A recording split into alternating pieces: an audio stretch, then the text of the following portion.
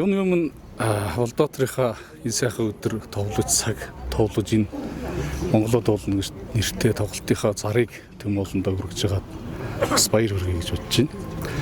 Миний хувьд бол одоо Монголын нийтийн дунд орж дуу уран бүтээл хийсэн цагаас хойш хамгийн одоо миний анхны дууг дуулсан ийм хүн байгаа.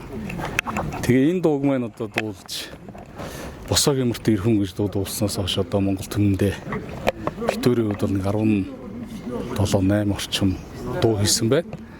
За битүүрийн дуу бол миний анхны босоо гэмэртээ ирхэн гэж дуулагдсан цагаас хойш анхны одоо босоо гэмэртээ ирхэн гэж тоглолтоо бас нэрлэж ирсэн удаатай. Тэгээд тэрнээс хойш одоо битүүрийн цэцэг шиг төрсөн бүсгүй. За одоо зөндөө байна бас мартчихад байна. Тэгээд говийн чамдаач гэдэг юм уу олон гоё дуунууд бий л дээ. Ижи зөн тэргээд.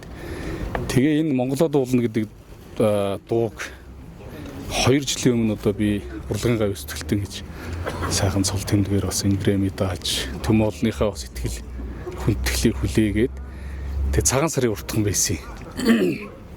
Тэгээ цагаан сарын урталт Улдаанбаатар маань шинийн 3-нд над руу утаслаа. Тэгээд ширэн чи энэ сайхан тоглолтоо одоо гавья шагналаа авсан юм чинь гавьятайгаа хамгийн анхны дуг надад өгш байсан. Тэгэл одоо Монголд уулна гэдэг одоо тэр сайхан шүлгийг шинийн 3-нд очиж одоо өөрийнхөө студ дээр очиж суужгаад тэгээ ая хийгээд оройн одоо бит хоёр дуулж хуурдаж бас нэг үт шиг өнгөрөөж исэн. Тэгээ энэ дуу бол бас их тийм авшигтай дуу. Одоо Лувсан болдонгийн Төмөр бат гэж дууны одоо том зохиолч, дууны их том төлөөлөл болсон дууны яруу найр гэж. Дуун дуруу уярах хорвоо одоо юу гэдгийг миний надтай хийсэн л одоо манай дуу аавын борлог мөр хайраар чамаага чимэлгэл яг энэ төргээл олон дууны шүлгийг надтай хийж исэн. Тэгээ энэ дууны маань зохиогч маань одоо Тэнгэрийн хооронд яваад удаагүй байна. Тэгээ энэ хүний бас сайхан Монгол орныхоо сайхан болгоныг одоо магтаж одоо Монголоо ингэж дуулж талаар нэг одоо цуурайтуулж гэдэг юм уу тийм ээ.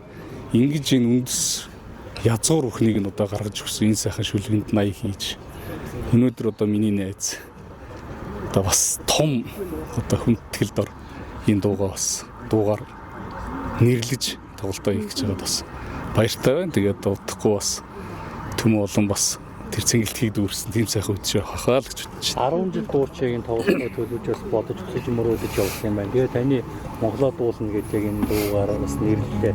Та тоглолтын цар хүрээг юу гэж харж байгаа? Ер нь уран бүтээлч урамаас авьяастай байна. Ер нь дараа нь юу үлдэх бол тэ мэдээж дуучны дуу бол олон том мэдж байгаа. Гэхдээ энэ тоглолтын араас бас юу үлдэх бол гэж бодож байна. Ер нь монгол хүн яагаад дуунд жаргатал Монголоо дуулна гэж энэ дууны үгэн дээр байдаг. Яагаад дуу одоо дуунд уяртал Монгол түмнээ дуунд жаргатал дуулна гэж энэ ерөөл болгож энэ дууг дуулж байгаа бол гэдэг энэ өнцгийг харж байгаа.